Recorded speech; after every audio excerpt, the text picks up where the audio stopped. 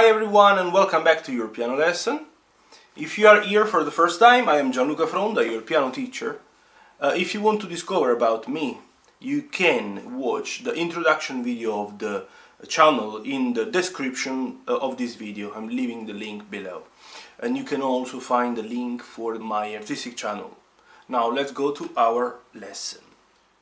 Today is time to play for you Three Blind Mice. Is on page 14 and is also about the key signature of G major. We are on the John Thompson's Easiest Piano Course Part 2.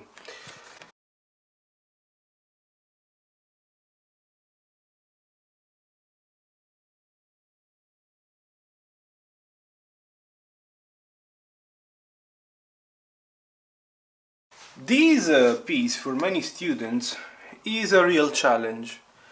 The reasons are many, exactly like in the previous one. It is the ballet dancer, where the key signature was F major and we had the B flat featured in between the clefs and the time signature and became indeed key signature. I will repeat also here what does it mean key signature.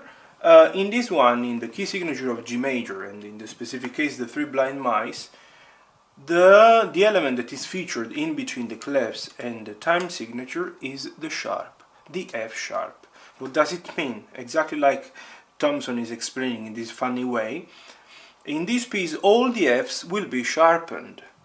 What does it mean to sharpen one note? If the F, for example, is these or these or these or these, whichever, has to be raised. So you have to go to play the nearest one, the closest one to the right side.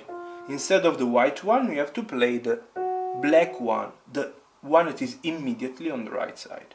So this is the first problem, because you have to remember, you have to simply keep in mind that whenever you find F, you have to play it sharp. Luckily, Thompson is very kind.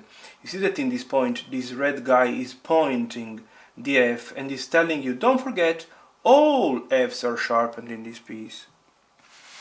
This is obviously the first problem that is featured here, and then you will face playing the piece. The second problem, which one is that we have to place the left hand again in the same position of O Susanna. What does it mean? That not anymore in the old position of Thompson 1, but you have to simply take in block the left hand and move one step up. Why?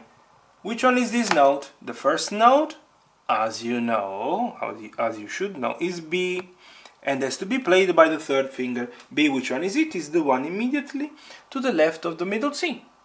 Instead of having the second, that is the finger that you had in the past, you have to place the third. Yeah? Okay? So 3 for the B, 4 for the A, and 5th finger for the G. But now, which one is the second problem in this specific case? That the right hand as well won't be in the position of Thompson 1, but has to be moved down one step. So you take the right hand in block and you move down. Obviously you might say, and you would be right, oh gosh, I had already the third finger on the B, third finger of the left. I have to place also the thumb of the right. You are definitely right. And that's why I always suggest to all my students to do one very interesting and clever thing. Look what I'm doing. I've taken the second finger of the left and the thumb of the left, so second of the left and thumb of the left, and I'm placing the second on top of the second of the right and the thumb of the left on the third of the right. Why? Because let me move again. Because I need, for the right hand, I need 3 for the D. This is the D, the note that is immediately on the right side of the middle C, that in the past was played by the second finger of the right, but now third of the right. 3 for the D, 2 for the C, and 1 for the B. Don't worry that even though I'm taking you back to the Thompson 1 and forth to the Thompson 2, you see again now, I will be playing very slowly everything. You see? I repeat what I've told you already. So the second of the left on top of the second of the right, and the thumb of the left on top of the third of the right. This is what happened in this first page.